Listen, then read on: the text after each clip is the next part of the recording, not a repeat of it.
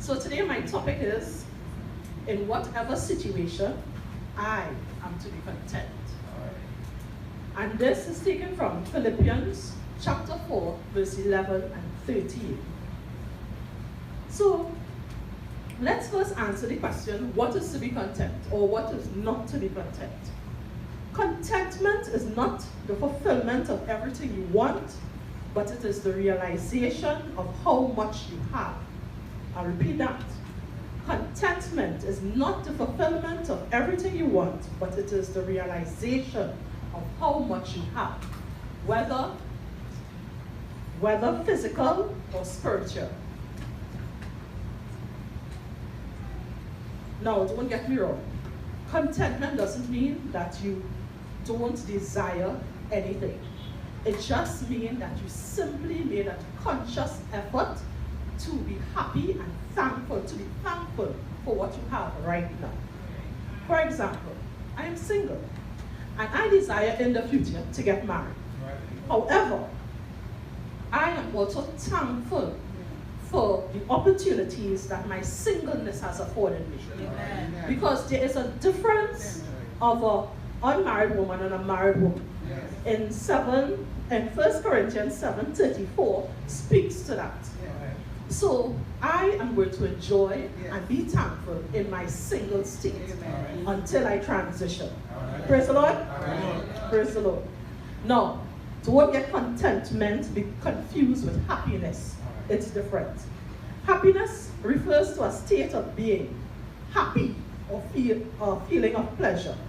On the other hand, contentment is a state of being satisfied.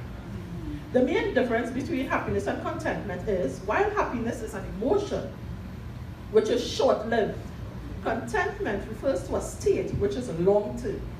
Hence, we can say contentment is a deep expression of happiness which is learned. Hence Paul's letter to the Philippians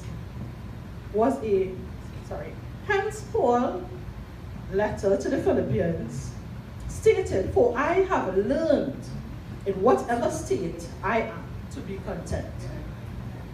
Now, true contentment comes from a relationship with Christ Jesus.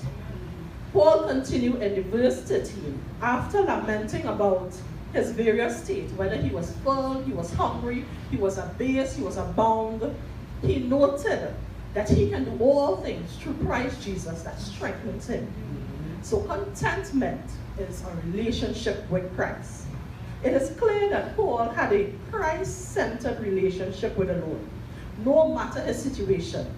Hence, Paul's letter to the Philippians was a testimony of how his trials taught him to be content in all his situations. Praise the Lord. Praise the Lord.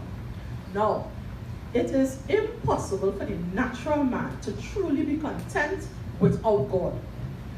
As human beings, we are by nature discontent. We will purchase a vehicle, love it, and then see somebody else with something better, and then there's some discontent, right? But it is possible to be content once you have Christ in the center of your life, right? First, Ecclesiastes 3:1, the writer Solomon noted, "To everything there's a season, a time, and every purpose under the heaven." He goes on to list the few seasons one may experience in the natural, both good and not so good.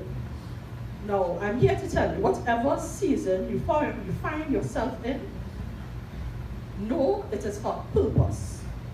And understanding that purpose is the key to experiencing true contentment, which comes only through Jesus Christ.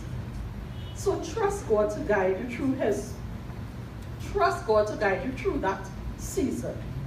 For his word says, "For I know the plans I have for you, declares the Lord, plans to prosper you and not to harm you.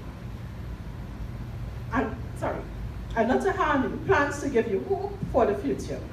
So in all that you're doing, strive today to learn how to be content. Praise the Lord.